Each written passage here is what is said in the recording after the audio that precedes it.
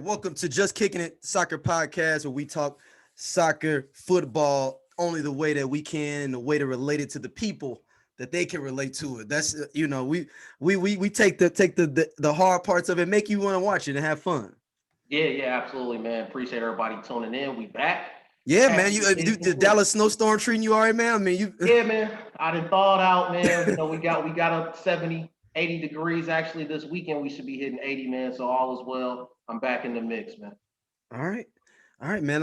We got some mailbag questions here, man. So let's jump in this before we jump in our topics. All right.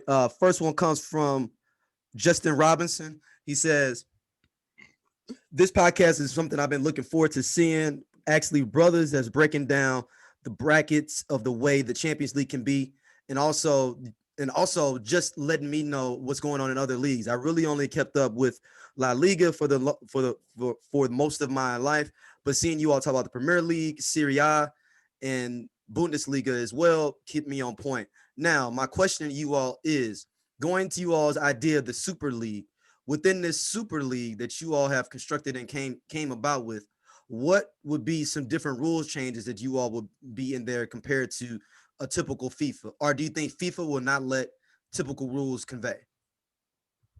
Mm, I'll go first, man. Yeah, go ahead. I think FIFA will allow anything that's going to grow the game and create dollars and revenue within the game. So I mean, if there's advertising money to be made, from sponsorships and just the ability to grow the game, grassroots and beyond, I think that's always a positive thing for the health of FIFA long term and as an organization. Rule changes, that's a little bit more of a tricky situation. I'm not sure if I can think of an imminent rule change that would be coming, minus something related to VAR being involved or not involved. That's what I'm thinking. I'm Um, thinking some with VAR. What about maybe substitutions, like where it's 5 for that league instead of your standard 3 in league? Substitutions, I guess that's a possibility. I could see some pros and cons to that. Um, but at this Super League level, I'm thinking that you're going to be putting your best 11 out there anyway. I mean, I guess, injuries and the pace of the game could dictate where having more subs might be a valuable piece. What are you thinking? Yeah, I'm thinking that as well. I'm even saying going out the window with it where add an extra 10 minutes to each half. Oh, that's a stretch. Well, what's that? What's the benefit of doing that? We just got more. We play more time. This is the Super League, and I'm No. giving you 6 substitutions. Wow. That's pretty generous. I don't know if that really improves the game. I'm not sure if that makes the game more exciting. I think now you just have more deliberate time wasting, trapping balls down in the opposite Sitting corner. throw-ins, just sitting there, kind of like playing around with the throw-in. And then if you are going to increase the substitutions like you're proposing, now you just stretch out how long it takes a sub to come on. That eliminates your extra 10 minutes right there, right there. So I'm not sure that So that's 6 subs would give you the 10 minutes. You saying? easily, easily. Yeah, absolutely. So what do you think? I mean, the other things you think FIFA would come up with that be like, hey, this is going to be different in this league? Well, man, I would hope, for this sort of league, the profile of the players, the kind of money, the ownership would be ponying up that, maybe you figure out a way to recruit the best of the best referees. Perhaps there's something, a better grading scale, or promotion, relegation, even within referees, even more, even more hands-on than what we have right now. Because I'll be honest with you, man, I don't necessarily know what a foul is anymore. I don't know what a handball is anymore. And I mean, you can barely celebrate a goal because I mean, you just don't know if it'll stand anymore. So Like those are I feel like they give out yellow cards too quickly and don't give out enough reds. I be seeing plays and I'm like, yo, that is egregious. And you give him a yellow, like that's like, come on, like the yeah. dude is straight up hurt right here, like for real. It's not even like no game, and you gave him a yellow. And again, I would agree with that, and I think that's where your higher quality referees come into play, where people getting yellow cards in the second minute of the game. Yeah. I mean, that's just insane. You know what I mean? And like you're saying, then that eliminates. I mean, now the referee has to make a decision. Is it more about, do I want to send this guy off, or how bad was the foul? That sort of thing. I just want to see the letter of the law return. And I think, higher quality refereeing, allows that to happen. Like, I mean, the rule of the law is basically if it's not intentional, it's a yellow card. But if you impeded them or hurt them, that's a yellow. If you are intentional, like if I'm running and I'm gone and you just pull me down by my shoulders, that should be a red card. I was literally gone and you pulled me down. That's a red card. Okay, I can give you that, but I also remember the rule: any tackle from behind is an automatic red card, That's or true. preventing an obvious goal scoring opportunity Yeah. is an automatic red card, and that's not necessarily the case anymore. Yeah. Yeah, because you'd be like, it's like I said, if I'm running towards you and it's me one-on-one and you come up from behind me and pull me back, that should be a red card. And you'd be like, and sometimes people not even getting yellows. Or even, absolutely right. And also just like on the defending, when you start talking about a handball, now you start having to break down and define natural hand movements. Is it a soccer play? I mean, these are things that are highly subjective. I mean, you see some of the defenders with the arms behind their back, some of them trying to hold arms down to their side. And then, some guys who are running, moving, arms are moving. And now you're asking a referee in a split second to determine, is it a natural hand movement or not? I mean, what's the difference between running here and if you run with the elbows out a little bit? Those sorts of things, man. I don't get it. And is a deflection that touches your arm, is that a handball? Depends on the day.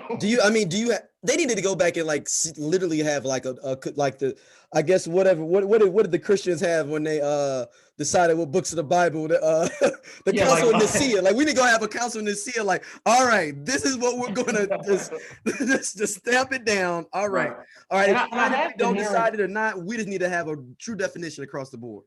I think so. And I have been hearing that something like that is actually supposedly coming. But, us as football fans, man, frustration with the rules and how the game is refereed is just a never-ending problem. Never. All right. Next up, this one is from T. Wiggy on Twitter. He says, who do you all have as the top 4 teams for the European Cup? Ooh, I'm assuming he's talking about the summer European nationals. Oh, the Euros. Yeah. Gotcha. Ooh, that's a pretty good one. You want to go first? I mean, I still think Ronaldo's got another run in him, man. The only reason I say that is the squad he's got around him. I'm not necessarily saying him, but he's going to have Bruno Fernandes, while Felix, he's going to have a nice back line with what's my homeboy Pereira. Isn't Oblak Portuguese?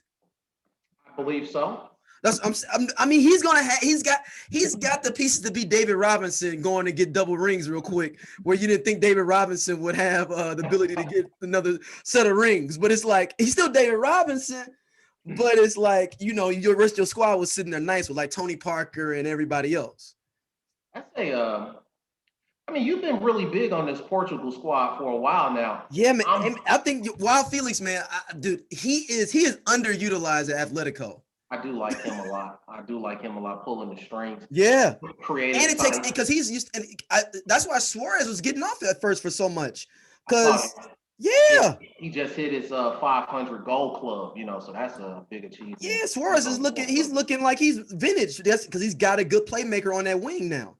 And La Liga allows that as well. That definitely allows for that. Yeah, I think those are some pretty good picks. Belgium is my other one. That's an easy one because they're number 1 in the world. Right for me. That's where I was going. Belgium straight away with Kevin De Bruyne.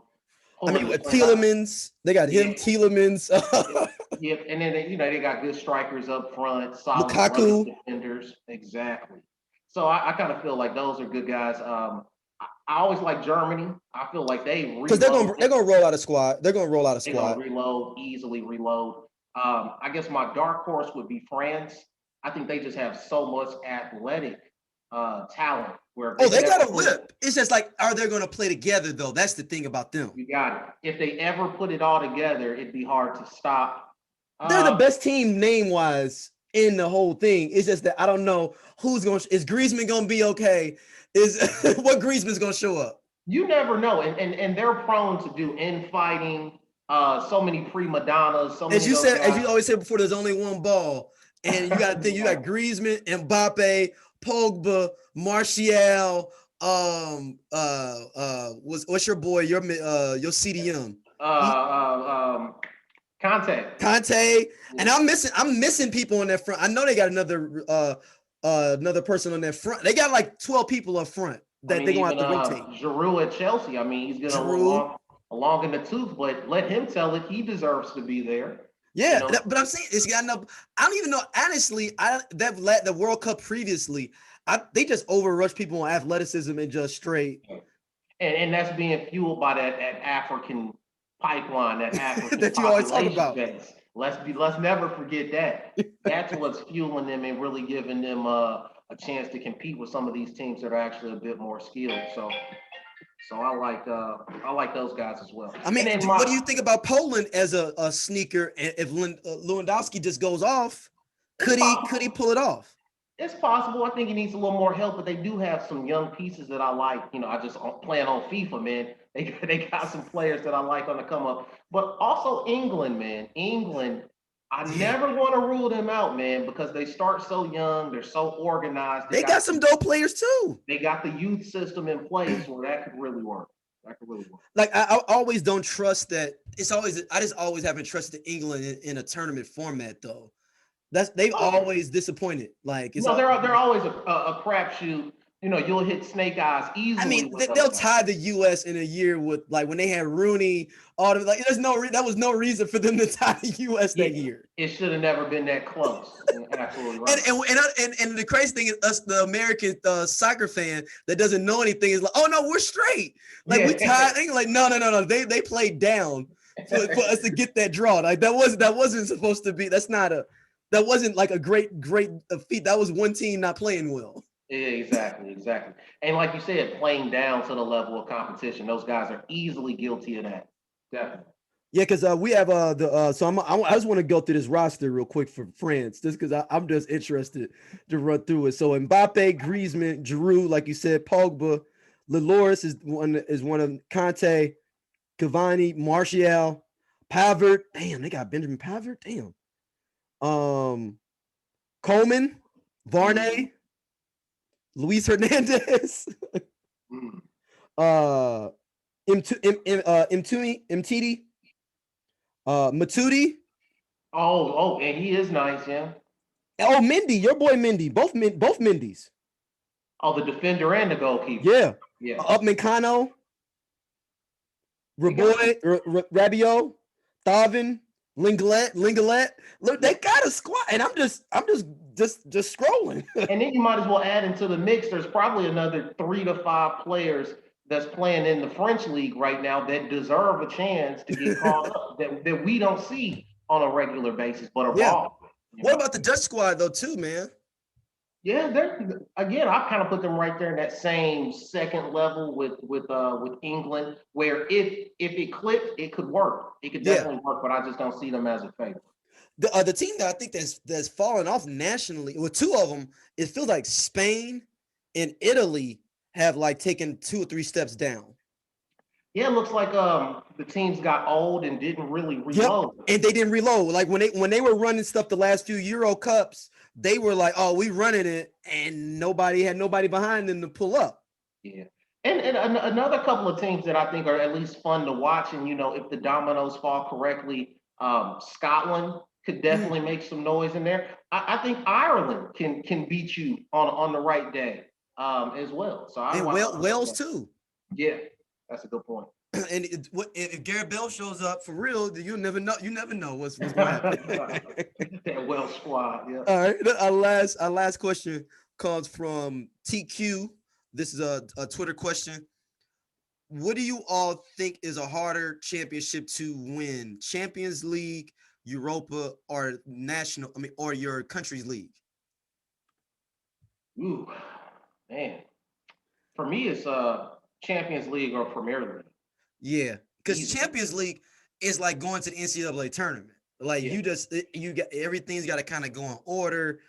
You know, draws, injuries, Yep. and people picking up cards can all impact and Yep. throw you out of And that tournament. placement of where your games are versus your league games too. Like, Yeah. is that PSG game that you're playing them? Is that in between you playing Chelsea and then playing Wolves or somebody, like right in between where you like fuck like That's a real good point because some leagues are more forgiving than others for teams in that situation that you describing and Mhm. allowing them to move games so that they can travel and be rejuvenated versus other leagues say, hey, the schedule is the schedule, play the fixture. Yeah, Period. we'll move it like a day or two, but we're not moving this whole game totally like 2 weeks. Right. Exactly. Exactly. And so Yes. then depth of the squad comes into the play. You know, like Yeah. how much have you really spent? And you see that. You know, some people can roll out a very expensive starting 11, but then the bench is very thin. But then you see like Man City where they can go too deep at every position. Yeah, that's You know what I mean? that's just it's just Man City is getting ridiculous at this point. Oh, Cause I mean, it's almost like they got strengthened by them getting off on it's like being a big dope dealer and you getting off like John Gotti. Like you just gonna start flossing even more. Like, oh, I'm Teflon. Oh, we off. Oh, okay, you better see what it means when we out on bail. yeah, hey, man, you got to give them a lot of credit because they really built that squad the right way. Anybody can flash in the pan, but to do it consistently, and like you said, even after taking the thumps on the FIFA fair play rules, I mean, they bounced back from that like nobody's business. Yeah. Bump in the road. But I just wonder if is that I think it's sustainable, but is it sustainable to gain a fan base? Like I've never heard of Manchester City fan like ever. I mean, never. Like I've never seen one. You know, that's kind of funny that you say that because outside of people who are truly from Manchester, from that side of Yeah, the city, you don't really see it. But that's also kind of like related to baseball. I mean, you have people all over the country who are Yankee fans, but like, when's the last time you saw like a Mets fan in Seattle? right. You know what I mean? Like, And you'll like there's Cardinals fans all over the country too, because exactly. that was because of the way the radio was set up with KMOX. It will go out to random places, and that was only baseball games you could hear. Right. Same thing with like Cubs fans with WGN, where like you may live in Alabama, but that was the only game you could That's watch right. was that. That's right.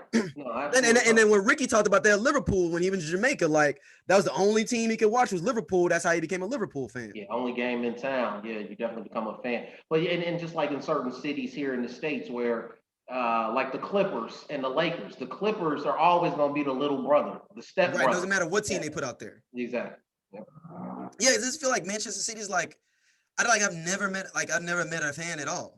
Like this data don't exist. And I heard their ticket sales are horrible too. I don't know about that. I mean, I think the Well, I know like at least I know all the Manchester United people joke about that they can't even fill up their own stadium well, anymore. you kind of saying it, man, because you're on the wrong side of that thing.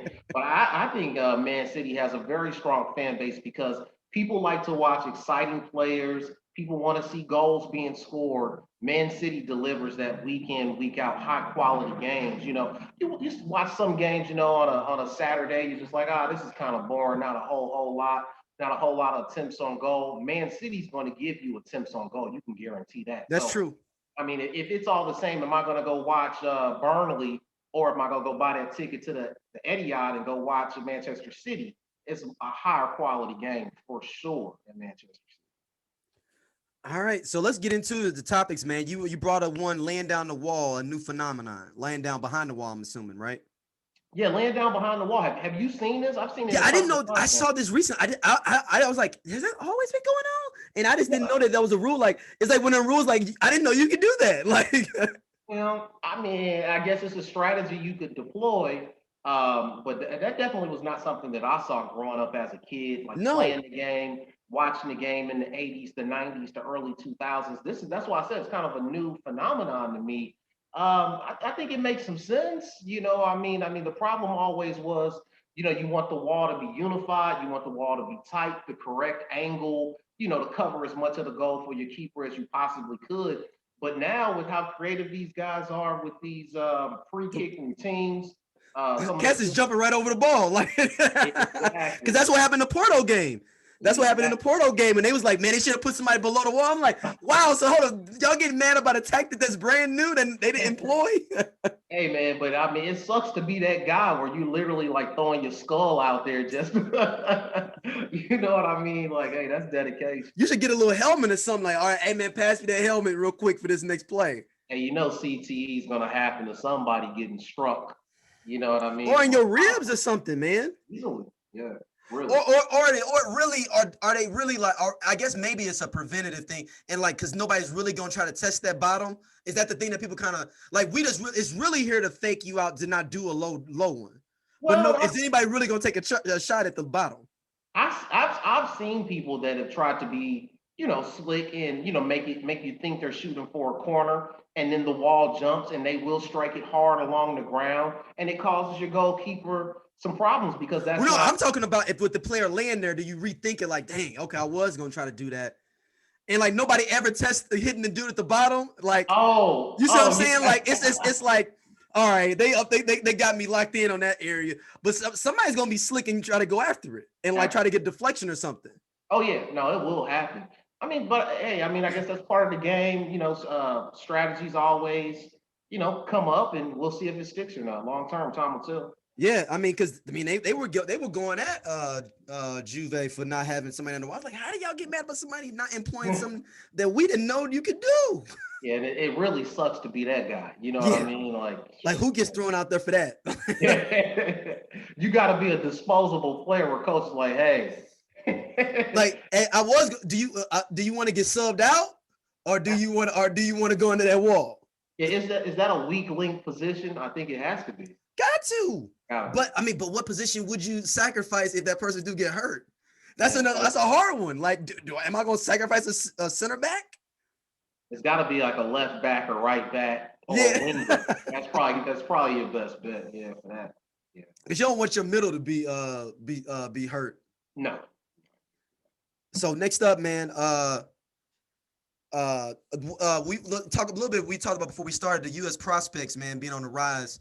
And you had a good analogy for like kind of how U.S. soccer is getting hyped up, but like with Des signing on, I forgot the young kid that just signed on from Valencia, and he's like 17 or 18. Like everybody's super young.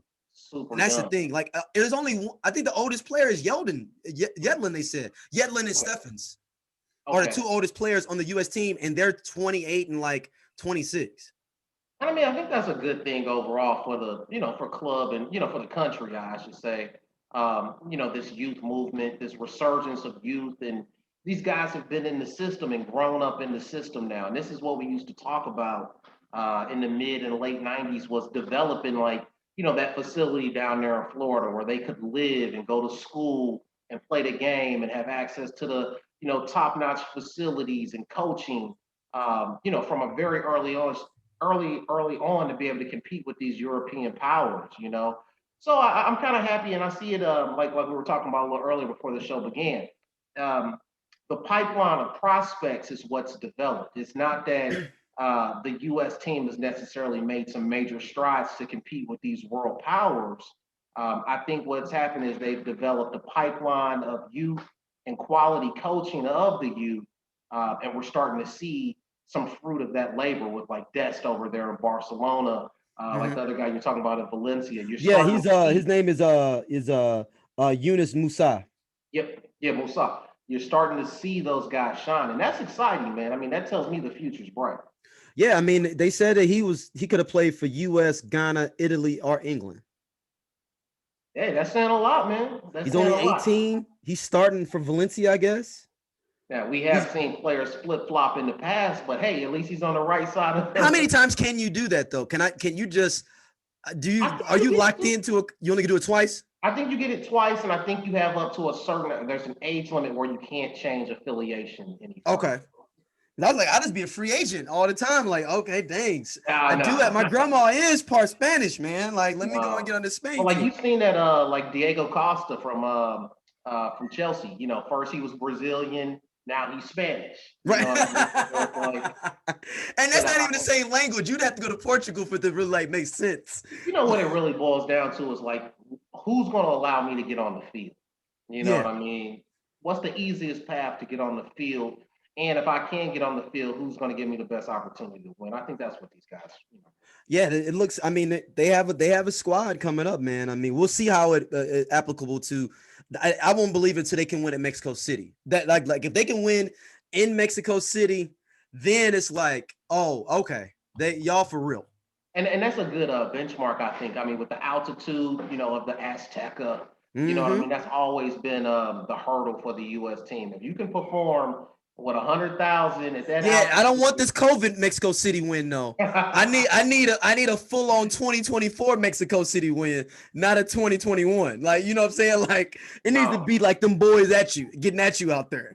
yeah, it needs to be the real deal with the fans and the pomp and circumstance and everything that comes along with it. Because even when you go down there to those games in Mexico City, the Mexicans, they'll stand out there chant and sing outside of your hotel all night long, Right. just so you don't get a good night's sleep. You know what I mean? And then egg the bus, Right. on your way there. You know what I mean? So hey, it'll happen. Yeah, so that's when I know I'm like, okay, they for real then if they bust this out. Mhm. Yeah, I So like yeah, that. shout out to that with Musaf. What was his name? I just say his name. Just say it again. Musa. Yeah, And Musaf. yeah, shout out to Des, man. 2 goals on the weekend from a right back. Yeah, yeah, man. That's He's big time. he's he's kind of lethal out there, man. And linking with Messi, I mean, with one of the great, I mean, man, I'm happy to see that, man. Are we I guess I wanted to just want to add this in there. Are we is the Messi train over? Is he Messi gonna stay now? You think? It's really, really hard to say, man. I'm not It hearing. seemed like the Holland thing. We're gonna get in there in a second here. It seemed like the Holland thing has usurped him as the go-to who we trying to grab this summer thing. Yeah, I mean, I think rightfully so. I mean, Yeah. Messi's a magician, and a legend. Don't get me wrong, but he's on the tail end of the career. Everybody needs the hot, young, up and coming prospect, and that's what Holland is. Messi, he's almost like LeBron, where he's got his own little bubble, so you only know what he wants you to know, sort of thing. And that's why we're not really hearing a whole lot about what's going to happen next. Oh, you're saying because you're saying his people keeping it tight to the vest, not necessarily people not talking about grabbing him. It's just that he's not letting anything leak. Yeah, I mean, he controls and orchestrates over there just like a LeBron James would. You're not going to hear anything about LeBron James unless he wants you to hear it. Got you. That makes sense. That's a good point. And so you think the same case with Ronaldo, or you think it's different with him? I think Ronaldo's in the same boat, but I think he's also a different type of player and like embraces the spotlight more. Yeah, he likes to hear the rumors that other teams want him. Like he likes his name in the mix, the controversy, on the back. Is he going back to Man U? Is he going back to Real Madrid? I don't know. Like exactly. Every interview is like, I would love to go back to Real Madrid. I would love to go back to Man U. I mean, you can even tell, like, even in the women that they've decided to be with. I mean, Ronaldo does the model that's controversial or what she got going on and her campaigns and whatnot. And he's got a surrogate kid. He had to pay somebody to have a kid for him, and then he took custody.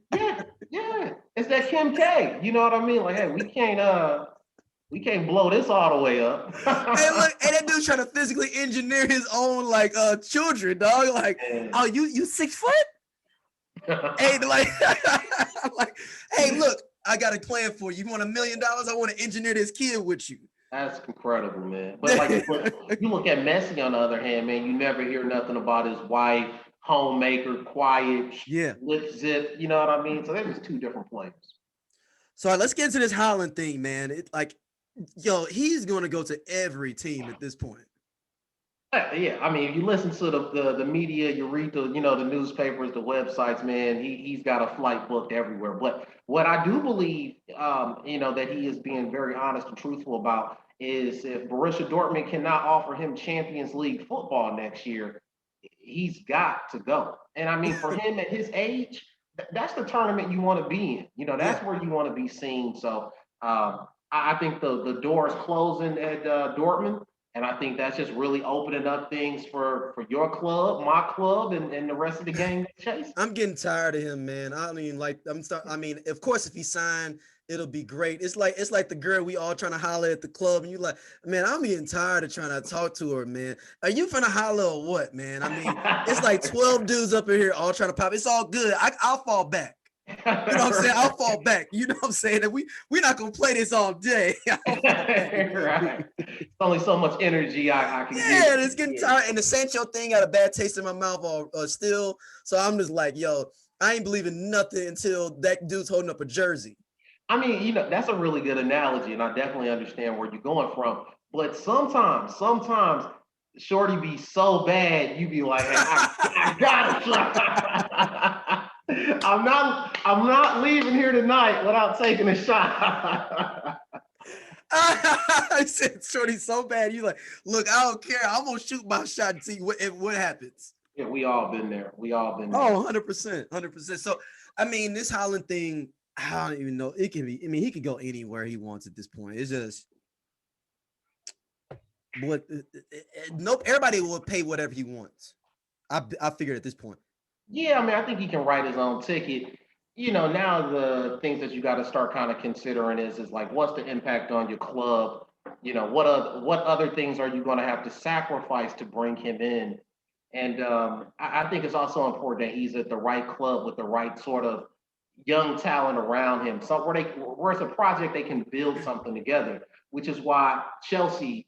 Oh, of course, here we go. You see how I'm doing it? Because he so you now are you on the Tuchel bandwagon now, or is he still a substitute? He's still undefeated. He's still undefeated. So I mean, I think there are worse decisions that could be made. I'm not 100% sold on him just yet, but he is building a case, though, a serious case. So he's still interim, right? He is, yeah. Ownership's not gonna make a decision till after the season ends. Yeah. I mean, how would it be cool? But I mean, I just have a bad feeling, man. He going to Manchester City. Like, it just feels like this is a setup for us to nobody to win the Premier League again for like 3 or 4 years. Like, it feels like that because they just got the paper. They already got the squad for you. Look, you're gonna be able to put in 40 goals maybe if you go to Man City. 40. He will definitely score goals for fun at Manchester. Look, De Bruyne is gonna get you every cross you want, and then Raheem Sterling's gonna run the ball to the side every time for you. You just gotta stand there. Hey, I'm not against that. I mean, you make a good point. But I would hate it, but it'd be fun as hell to watch them play. And I would too. But the other thing that you got to remember is a lot of people don't want to live in Manchester, man. That's not a desirable That's place. True. London is where a guy like him would want to be at that age, man, and on the level, globally where he's at. How much more money will he make off the field in London versus in Manchester? I mean, but if you got paper like that, man, it really and London's not that big. You straight. It ain't that big of a deal. I don't know, man. Manchester ain't nowhere, man. And I'm saying my thing is with him is if you want to get real glory, you will come to us. You will want to come to Manchester United for the full on glory, the full rollout. You know what I'm saying? And I'm not fine with that. I actually have a better marketing plan for somebody you're going to be mad about that I'm going to mention now that I am starting the bandwagon for this player to come to Manchester United. Lay it on me. Big Daddy Harry Kane, I think he needs to come on down. It is set up. The Spurs is not going to be nothing. They might not even make Europa. Them pockets is already low. They built that stadium they can't keep that paper with. Let's get them. I could actually see that, right? Because I'm not a super Harry Kane fan. I know you are. I've become a Harry Kane fan. I wasn't previously, but he has started to get better and better to me. He's a high quality player, don't get me wrong. I think he's an asset. And I actually think he does make sense at your club. Starting to age out, right? Because he's got to be 27, 28 now. He's 27. I think he's 27. Okay, so he's at that age, right? And I think he fits well with your club with some of the more mature veteran guys. I think he fits in. Yeah, really you got to think that he basically would have 2 sons with Greenwood and Rashford throwing the rock in there. And plus, you guys are known to overpay, so we right will overpay 100%. You gonna get your ducats. We gonna make sure you straight. Overpaying for all the wrong reasons. I mean, that's fine. But when we win the Champions League with Big Daddy Harry Kane, we'll be fine. I want to mark your words on that. If we got Harry Kane and nothing else crazy happens, like Haaland going to Man City, that's the only caveat I put against that. We would win the Premier League. I would guarantee. You could put my stamp on it. You are incredibly delusional, man. Okay, so you don't think if we got Harry Kane and we kept our same core unit and got our center back or in a CDM that we would not win the league? There is no way possible we would. This is the same guy. Your club. Did you see your manager this past weekend when you got an extension? You got knocked out of the FA Cup, and he's smiling, just as happy. Right, because we tired, man. We tired. We played the most games in the Premier League. I just don't understand it. We played the most games in the Premier League. We tired, man. We like, you know what? We finna go and get this Europa. Nobody cares about the FA Cup for real. You know what I'm saying? Especially during COVID, because nobody's gonna be able to celebrate with it. So why don't we just rest up players? I've been telling you the FA Cup's overrated for a really long time. But you got excited about the FA Cup. No. Last year I did because it was just we ain't had nothing to do, and it was just like. You know? Don't get me wrong. It's always nice to lift a trophy, no matter what the trophy. But I think the FA Cup is worth more than the Carabao Cup, right? I would say yes. Yeah. Like if we're gonna throw one away, which is the whole thing they're trying to think about throwing one away, it's gonna be the Carabao, right? I would hope so. The FA Cup's been around a couple hundred years, so yeah, I wouldn't want to. Yeah. No, I'm telling you, man. And Haaland's not going to Chelsea, man. He's not going there. I'm fine with that. No, he's not gonna go there. What? Look, like I said, I'm dropping dime on y'all if he goes there. Y'all got what are we doing here? Y'all just signed Timo Werner. Y'all just got Mendy. Y'all just got Havertz. Y'all just got is it Thiago? Yeah, Thiago Silva. Yep. Yeah. What's going on, man? No. I don't like this. No. We already got struck down. We sat out that transfer window, and now we're back. But I tell you, man. So are you guys letting Mason Mount go or Giroud? Giroud might go. I could see Werner go. Really? Y'all just got him. Yeah, but listen, man. Chelsea is a what have you done for me lately sort of organization, man. And he's not scoring the goals that we expected. Certain players, man, it's just hard to adapt to that Premier League, no matter how prolific you were, in your previous league. And I mean, he's done some good things, but not at the level of a Chelsea striker. I mean, you got to understand, we expect Didier Drogba, goal scoring theatrics. That's what we expect. Period. I mean, he came out good though. The beginning of the year, he came out good. Yeah, but he fizzled real fast. The guy that I think is on the move is Pulisic, Captain America. You think he's going to get sold too? He's the one that's on the outs. Yeah. Yeah. And I mean, I think he's what I said he was a long time ago. He's a mid-level club player in the Premier League. He'd be great at Wolves or something. Yeah, I like him at a West Brom, So, what? Or he could be Jesse Lingard. Like how he wasn't ready for Manchester, but he's up there killing it at West Ham. Yeah, no, you're absolutely right. He looks like he makes so much sense at West Ham. And he's made them really sharpen their attack. So I like that. Yeah, they're gonna probably make at least the Europa this year because of him. Yeah, he's doing. And I don't like what's the dude for them, man. The dude looks the big old clunky looking dude for West Ham, brother with the braids. With the braids. Yeah, Antonio. I think it's Antonio. Yeah. He's too big to be that pussy, man. I kind of like him though. But he's always getting knocked down. I'm like, dude, you're 6'4", like 300 pounds probably. And people always knocking him down. I think that he does play a lot to try to get fouls and whatnot, but I have also seen him pure strength and determination score goals that he should not have scored. That's true. But he should be more like Lukaku. Lukaku's gonna run through the paint. You ain't gonna knock him down. Lukaku knows that he's the physical specimen and he plays to that strength. Where Antonio, I think he knows that he's physical, but he wants to be he wants to be prim and proper on the ball versus using that athleticism to its full capacity. Okay, fair enough. All right, let's keep it moving. We got you want to talk about Luke Shaw, man? Yeah, I got to give it up, man. We talked on the phone about this. And you had a tweet that went out literally. It was like right before he had his run too. He was like, "Why is everyone so hype about Luke Shaw?" This is about maybe like a month ago. I got his screenshot. I'm gonna. I have it saved here. I'm gonna pull it up for our listeners here now. It literally right before the game, Luke Shaw balled out. Hey, listen, man. Even the best of the best get it wrong sometimes. And listen, like I say, man, I tip my hat to you. You called it. You saw something that I didn't see. So hey, man, Tell us edition made him like, yo, I may be out of here. yeah, and he did come off a really bad injury, and it takes time. It takes time, and it took him a little longer, I think, to really come back to 100%. And I like what I'm seeing out of him now because, like, I watched the last maybe 2 or 3 games, and I was like, hey, this works. Yeah, Luke Shaw is out there killing. Yeah. Yeah, he's shout out to Luke Shaw, man. I ain't gonna front. I was like, man, why is Tellers not playing? Now it makes sense. Why don't we paid for the best player on Porto and he ain't playing? What's going on? You're right. He really stepped up because he's keeping Tellers on the bench. He really is. Tellers is a sniper though on the low for like from free kicks and for corners. Yeah, you're right. And he need to give him more time too, man. Tellers, but I don't know how we're gonna be able to get that. But and did you I want to give a special FU to Lindelof. For some reason, shout out to Double D. He said Milan gave Lindelof the perfect game to look like the best player he could ever look like in the last game because he's like they didn't bring out. He's like they didn't do it. They did everything you don't need to do for Lindelof to look good. Like he's gonna be able to come late on plays. He said and like make a late tackle and like oh my God, look at Lindelof everywhere.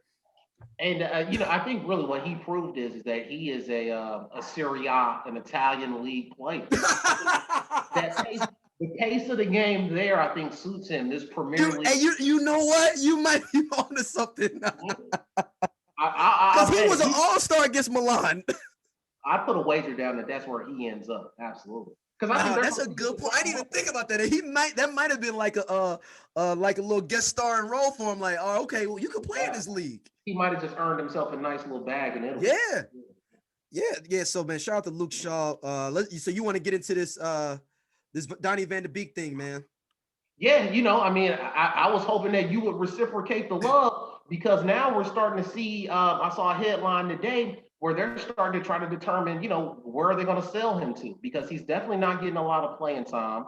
He's not worth the $40 million price tag. That's a lot of money for a backup midfielder, and you're already heavy midfield team. I mean, with Pogba, your Portuguese, you got Fred in there, you got McTominay. I mean, Mata.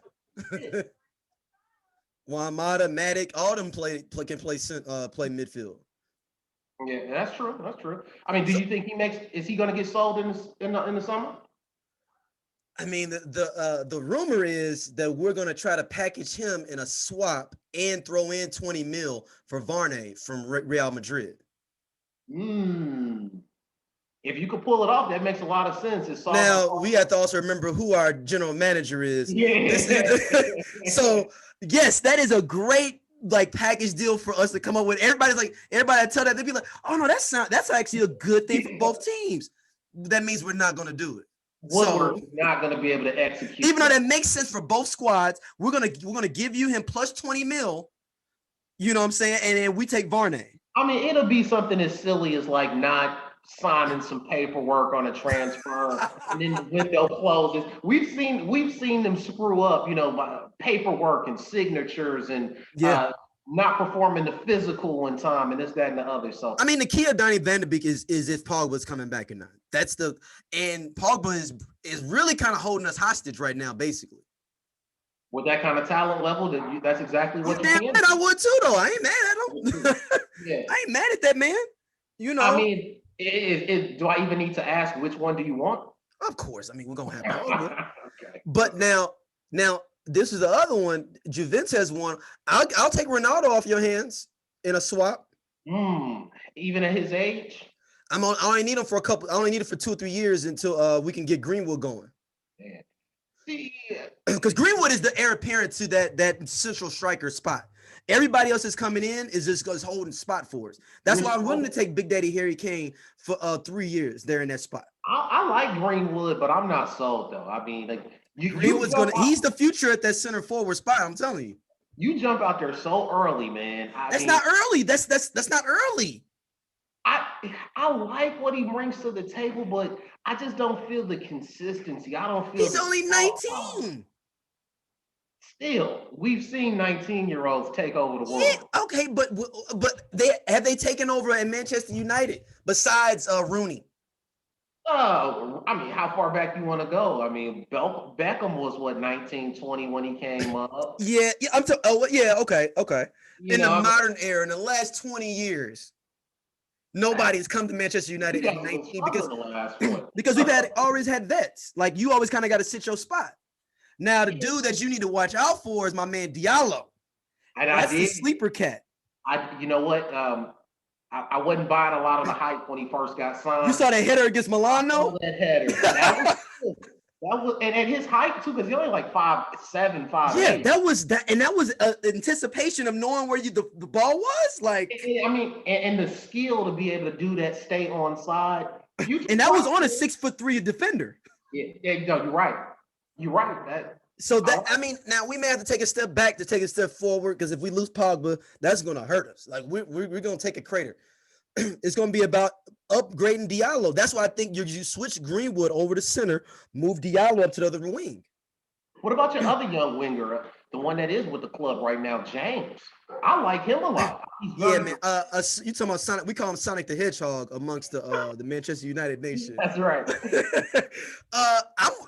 He's a great backup and a great sustain. But Diallo he's gonna be that guy, man. He's only 17 and was doing that, man. Yeah.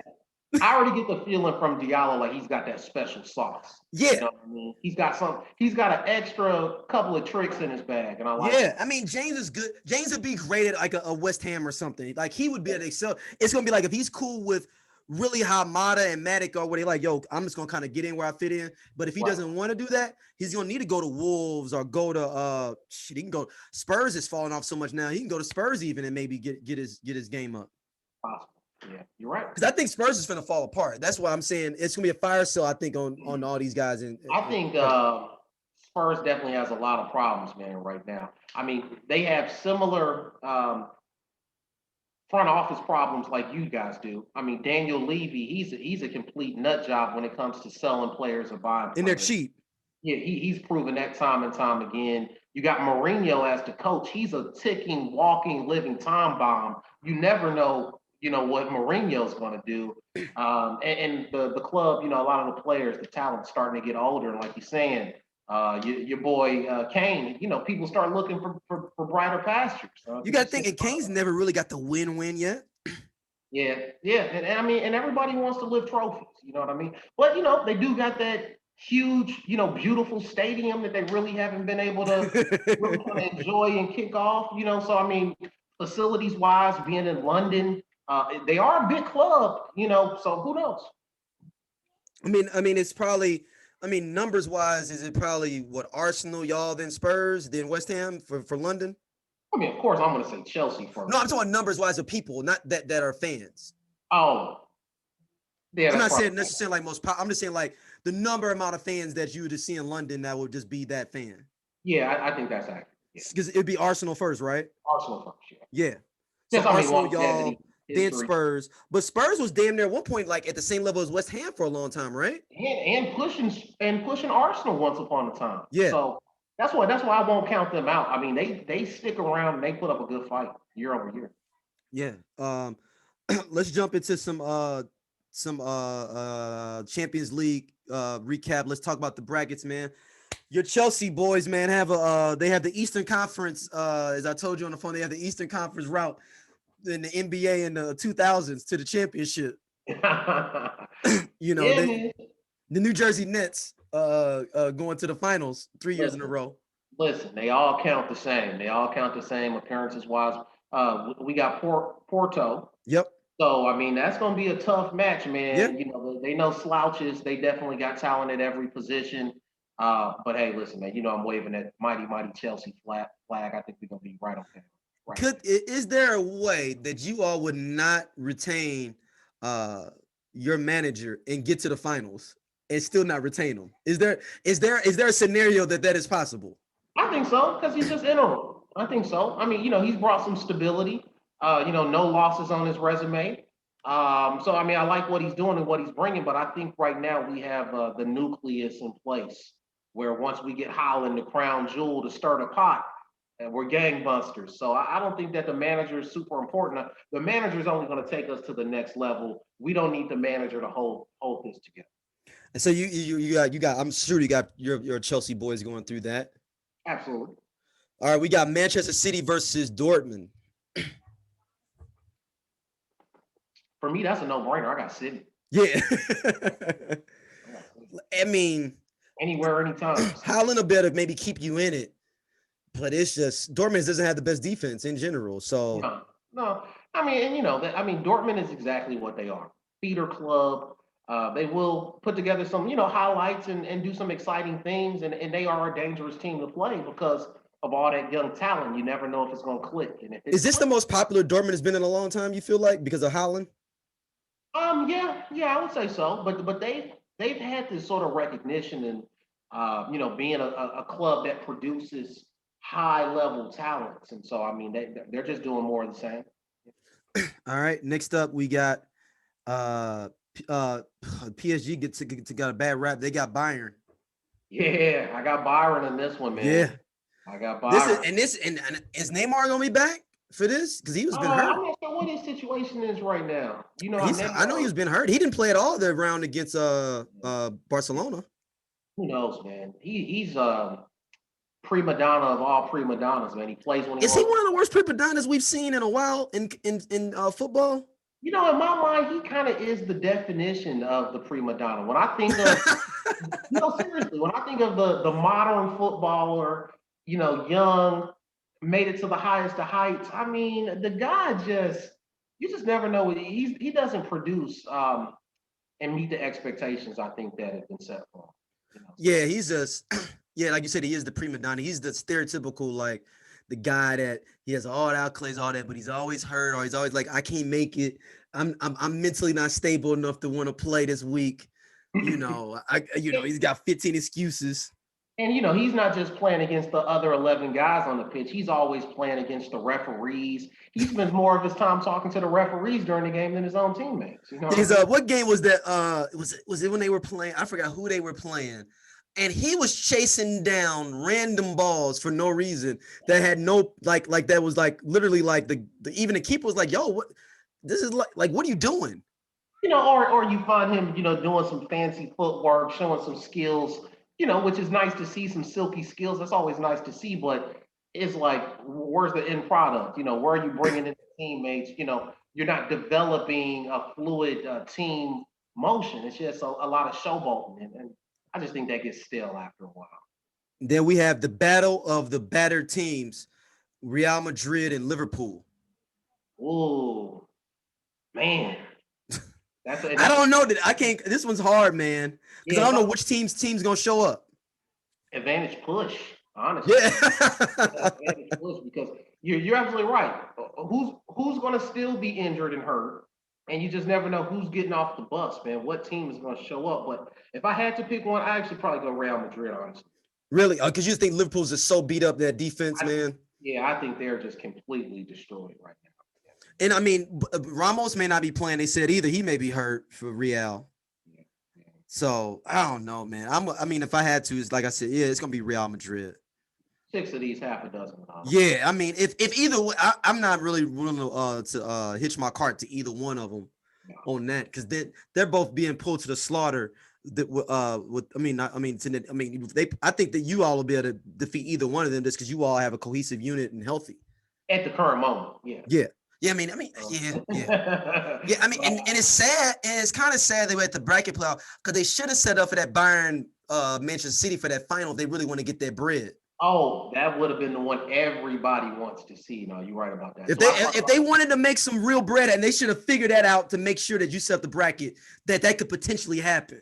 That crossed my mind, but it also showed me that this is truly a fair system. Good point. That didn't happen. Or they could be looking at it that we get 2 games from both of them and get double bread. They could be thinking of that because we get both legs. Conspiracy theory. I'm not saying. I mean, they could be like, well, we do get both legs. We get two checks. Hey, man, it's possible. It's possible. But I think that final is more important than the semifinals. All right, man. All right, man. So the Premier League, does it seem like we talked about this before? Is the Premier League just feel like it's just better heads and tails above every other league, even more than normal right now? I think so. And, if you ask me, I mean, just my quick as I think about what we've seen this year, to me, La Liga's regressed. It's Hmm. really regressed. I mean, even the top two clubs have both regressed, gotten older, and this is going to be a very, very important off season for those guys. Italy, I kind of feel like it's been more status quo, what we expect to see. The Bundesliga, almost status quo, but there's some Hmm. interesting sparks and some fun games to watch. To me, hands down, the Premier League is the creme de la creme. That's where the best of the best go. That's where you see the real beautiful game. Lots of different contrasting styles, attacking, ticky tack, over the top, speed. I mean, and parking the bus. You know what I mean? So you Yeah. see it all in the Premier League. What do you think? Yeah, I mean, I'm going. I also feel because I think that the Premier League was not built off of singular players like La Liga and Serie A have been, or even really when La Liga was supposed to be jumping, it's because of two people, Ronaldo and Messi. It really Like was. they built that La Liga for 10 years off of just those two names. I don't think that no one player's name built the Premier League over the last 10, 15 years. Like, it's not like two people that define the league where you were like, I'm watching it because of these two people. And I Yeah. think that's the issue is that those two players coming in the waning parts of their careers affected the leagues because you were really baking your league off people wanting to play against them or play with them. Yeah, no, that's a good point. That's definitely a good point. I mean, the way the teams have been constructed, um, the lack of parity. I mean, kind of like why the NFL is so great is because on any given Sunday, that Yeah. really, really applies. And so, yeah, it's the opposite in La Liga. So I totally agree with you on that. Yeah, I mean, even think about and then I think Germany is built more. I think that league is almost built to just prop up Bayern. I mean, I kind of they really allowing. Like no, we're the only league where you don't every year you don't know who you have contenders, but no one's going to be like just penciling in Bayern, PSG. Right. You know what I'm saying? Day one. Before Juventus for like 9 years, Juventus has won. This will be the first year in 9 years they haven't won Serie A. Then La Liga, you're either penciling Real Madrid or Barcelona. This is gonna be the first year maybe with Atletico. That's gonna be another. I mean, like Yeah, no, I every year in completely. the Premier League, you could be. It's a different champion almost every year. Absolutely. And I think that that lack of parity and teams all having a real chance in these other leagues, I think that's what really forces this Super League to be a real possibility because Mm. it eliminates that. It's the complete dark side of the moon of what we currently see. Yeah, that's a good point. Yeah, you're right. Yeah, because it's like if you're Real Madrid and Barcelona before Atletico came up, you'd be like, yo, we ain't got to show up for 12, 15 of these teams for real. We just got to do basic stuff and we're going to get out of here. Nor do you really need the depth because you're like, hey, we can beat these guys, Yeah. with some bums on the beach. We can beat these guys, versus that Premier League. I mean, you see Manchester City, you got to be firing on all cylinders every single game because anybody can beat you. Yo, one topic I wanted to cover that we were actually talking through text, I just remembered I wanted to add to it that I wanted to bring you some information about was the Howard University the championships. They went to the championship with Shaka Hislop. Yeah, yeah, So the goalkeeper. I did a deep dive on that squad. All Okay. of them are foreigners, so that's the first off the top. Oh, But they were the first ones, kind of. You know how we talk about how people were going to the islands and like pick people out. Their yeah. coach was actually a Caucasian brother, Caucasian man that went down there and picked up these kids from the islands that were from like in West Africa that was like kind of below the radar. Like they wasn't really going after black kids that could ball like that then. Wow. So he was able to utilize the system for like Yeah. 15, 20 years by having a historically black cowboy being the coach for it. From No, all the way in the 70s to all the way to 94. that's really interesting, man. I mean, but it makes a lot of sense, and Because I can. now it's different because now you got all the academies they got scouts all over. They got scouts on Antarctica now. Right, If you right, can right, ball right. out, you know what I'm saying? Like, Yeah. oh, we finna bring you into the Aston Villa Academy and let you play out. But before it wasn't like that. No internet, no nothing. And if you can get a couple of scouts in the islands, basically, when I read the article, they had a couple of scouts down in the islands. That's how they got Shaka Hislop. Like all these cats wouldn't have went there in general if it was like real. You gotta think Shaka Hislop is a Premier League of 10, 15-year Premier League player. No disrespect to Howard when it's saying that, but he wouldn't even have went to college. Right. No, completely makes sense. Yeah, he would have went straight to an academy if in this current system. Right. He would have been leaving at 15 years old from I think he's from Trinidad and Tobago, and going to the Chelsea Academy and living in the dorms and progressing through one of those academies. Exactly. And I mean, really being able to play the game in the best facilities with the top. Yeah. Day in, day out. Yeah, think about Shaka Hislop was the 89 or something like that. Dude, you gotta think about that. Like, yo, I live in Trinidad. I'm gonna get to go to DC. I get to kick it. Yeah. And the team is good too. Like, and we're competing against the top teams. I didn't even know he went to Howard. That's where he went. He was on that team that went to the finals. They lost to like Stanford or something, dog. Like, wow. And no, but that's really cool, man. When you start thinking about it, HBCU has in the Premier League, and they won a national title in '70, but it got stripped. Why did it get stripped for? Cass was it was a little paper play going on. Come on, man. Come on. You know, at that time, it was, them buses was pulling up. Everybody was paying to play it in. Yeah, no, you're right. The ultimate system, yeah. But yeah, they're the only historically Black college to win a national title in Division I sports. Period. Hey man, hey, salute to Howard, man. Yeah, man. I mean, that's an all like Division I, not AA, straight Division I championship. Howard is the only one. Hey, that's legit, man. You should have had that in Black History Month. Yeah, man. I mean, and the reason I thought about it, I forgot what it was that. I was looking up Shaka Hislop, and it said, and I thought the Wikipedia page was lying, and it said he went to the finals in an NCAA tournament. I was like, that's got to be a lie, because I thought that somebody thought it was said Harvard, and you know how people had the name wrong, and it clicked to the wrong spot. I was like, no way, no disrespect to Howard, but there's no way that that nobody talks about this either, though. There should be like a 30 for 30 on this. No, really, it really should be. Hey, maybe you'd have got to do it. Yeah, man, like do it. And I was like the whole story, and maybe it might be something out there, but I was like, this is amazing. I was not even aware of that until you brought it up, man. Yeah, man. And then you look up that they had went to the tournament every year, like since the 70s. Only on the Just Kicking It podcast. Exactly. You got to tune in every week.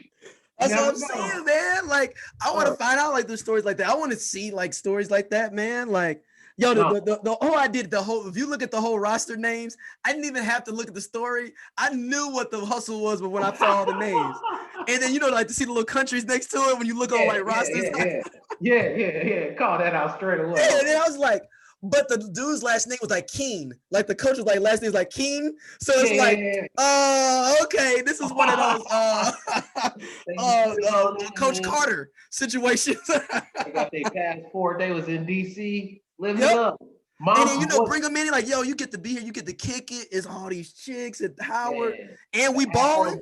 Afro beats hard. You know what I mean? They got the mambo sauce out there. And then you got a couple of those players that went pro before Shaka Hislop. A couple of them went to like La Liga and a couple other leagues. So you got a little pipeline there, like to be visibly seen. And that's real credibility and a nice carrot for the next generation. Because so like now in soccer, if you're going to play in college, now you're not professional material, right? In theory, really right? Not. I mean, some people still try to play that the education. I'm pursuing the education, but you're not a top prospect, honestly. I mean, there's a few exceptions, but you're more of an MLS level player potentially. Yeah, because and people they already peeped you out at 14 and 15 already and snatched you up, right? The way it's set up now, they would have identified you before. That's for sure. Yeah, like that's why it's so amazing that story with Howard, because it's like now half them cats probably wouldn't even been playing in college, period. Not just Howard, for anybody. Right. Come on, Shaka Hislop's got a doggone FA Cup championship. I mean, 12 years at like West Ham, like a couple of years at the Queens Park Rangers. The long-time job at ESPN as well. Yeah, and no way he would have just been playing for a regular college. Right. In 2021. No, that's real. That Shaka Hislop does not exist. That's like Mindy. That's like saying Mindy would have went to go play at North Carolina A&T. Like exactly. Because Mindy's about 21, 22, right? I think a little older than that. Okay. But it's 24. Still somewhere around like that, Yeah, still though. Yeah, right. Yeah, so what's your thoughts coming up, man, for this Premier League to end out the season, man?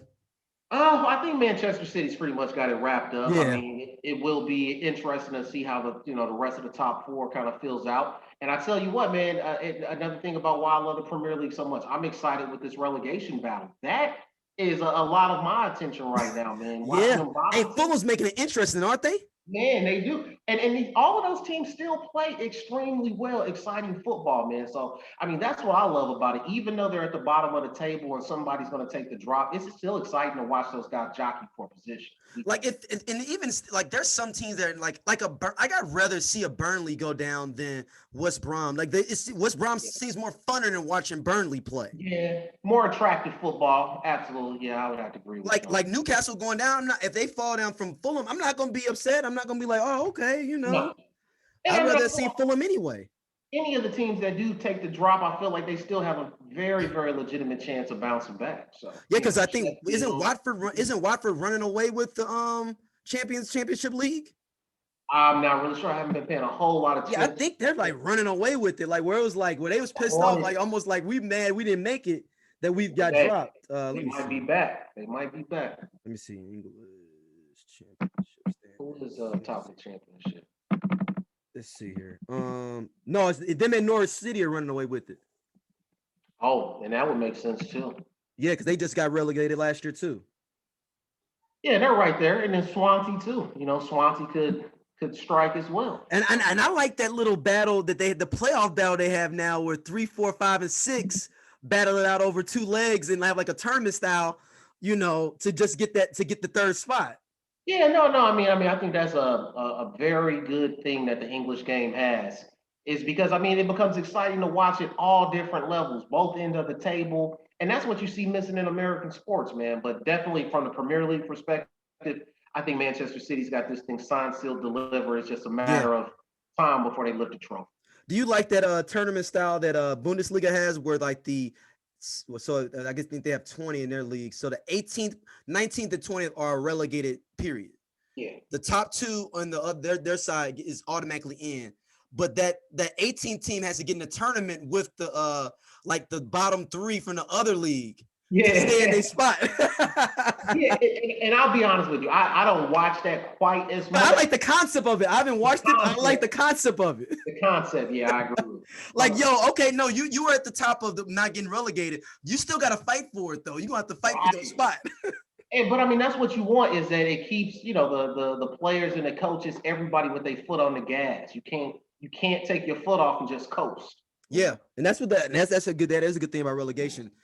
So I don't even know if we could do that in the NBA or NFL or anything. Could you say like if you're the last 2 teams, you don't get a draft pick or something?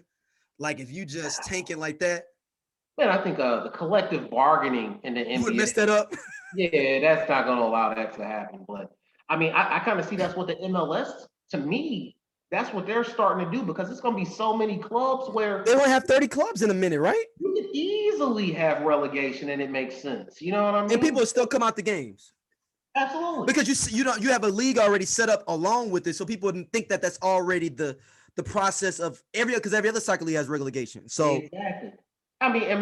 And you know how the U.S. is, man. We always got to do things our own way. But wouldn't that be nice? I know we can't get on the same calendar because of our seasons are different. So you can't play a game in New York City in November. You know what I mean? Like that's gonna be tough. But wouldn't it be nice if we had the same relegation and promotion? I think that's gonna. Oh, it'd be awesome. MLS jumps. Like the Swedish league, the Iceland league, some of these lower leagues. I think that's how you jump up, man. Because we got the facilities now. We got enough clubs to make it work. I say go after it. Yeah, you want to be better than the Scottish league with Rangers. You want to be better than that. Absolutely, Celtic and Rangers, and then that's it. You know what I mean? Like, yeah, absolutely. Well, man, B, where can everybody hit you up at, man? Man, I'm still at Phoenix Piff. I'm gonna have some new social media coming soon. I know I've been teasing it, promising it. But big things, man, right around the bend. So check me out at Phoenix Piff on Twitter. All right, make sure y'all email us. Hit us up or Just Kicking It Pod on Instagram. Just kicking it pod at gmail.com with all your questions. Thanks for everybody for the questions and everything too.